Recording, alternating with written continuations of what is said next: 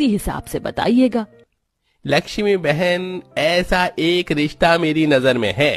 दहेज की भी कोई मांग नहीं है, लड़का कमाते खाते परिवार से है, मगर झूठ क्या बोलना, थोड़ा नीच वाला काम है। उनका लड़का की माँ बड़े बड़े सोसाइटी में कूड़ा उठाती है और बेटा कबड्डी का काम करता है। पंडित जी, मेरी तरफ से इस रिश्ते के लिए ना है।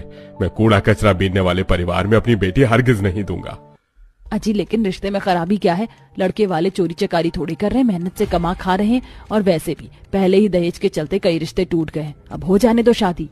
लक्ष्मी गरीबी और लाचारी के चलते अपनी बेटी की जोड़ी कचरे वाले के साथ लगा देती है। वो पल भी आ जाता है जब किरण की विदाई होती है। माँ, मेरी बच्ची, मेरे इस फैसले के चलते तुझे लग रहा होगा कि तेरी माँ को तुझसे कोई मोह नहीं है, मगर ये हमारे समाज की कड़वी सच्चाई है कि गरीब की बेटी को बड़े ख्वाब देखने का कोई हक नहीं है। मेरी बच्ची, अब अपने इस कलेक्टर बनने के सपने को भूल जाओ और अपना ससुराल संजोने के बारे में सोचना है। विदा होकर किरण ससुराल में आ जाती है, जो कि एक कचरा दान के कंपाउंड के सामने झुग्गी में छोटा सा खांचा था। देखते देखते लगभग 1 महीना हो जाता है। अरे बहू, ये बिछौने के पास किताब कैसी पड़ी है? चेतन, ये तू रद्दी का किताब घर में क्यों लाया है? माँ, मैं भला घर में रद्दी क्यों लाऊंगा, दिखाओ जरा। चेतन जैसे किताब खोलता है, उसके अंदर एक खत होता है। मैं कलेक्टर बनना चाहती हूँ, लेकिन माँ की इच्छा थी कि मैं शादी कर लूं, इसलिए लाखों गरीब लड़कियों की तरह मेरे भी सपने अधूरे रह गए। किरण। जैसे ही सावित्री चेतन को किरण के कलेक्टर बनने के सपने के बारे में पता चलता है, वो उससे बात करते हैं। बहू, तुमने कभी बताया नहीं कि तुम शादी से पहले कलेक्टर बनना चाहती थी।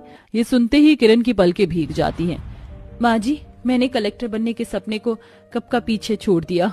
अब मेरा धर्म आप दोनों की सेवा पानी करना है बस। बहू, विद्या बड़े भाग्य से मिलता है, हर किसी के नसीब में नहीं होती।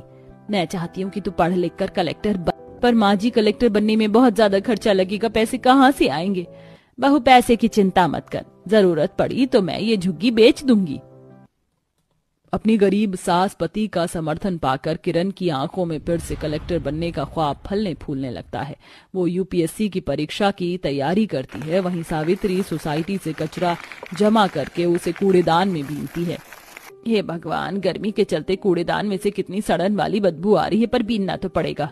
बेचारी कड़ी धूप में कचरे में से बोतल, प्लास्टिक, लोहा छांट कर अलग करती है। तभी एक धूर्त अमीर आदमी दूर से ही कूड़े की थैली जैसे फेंकता है तो सावित्री का शरीर कचरे से सन जाता है।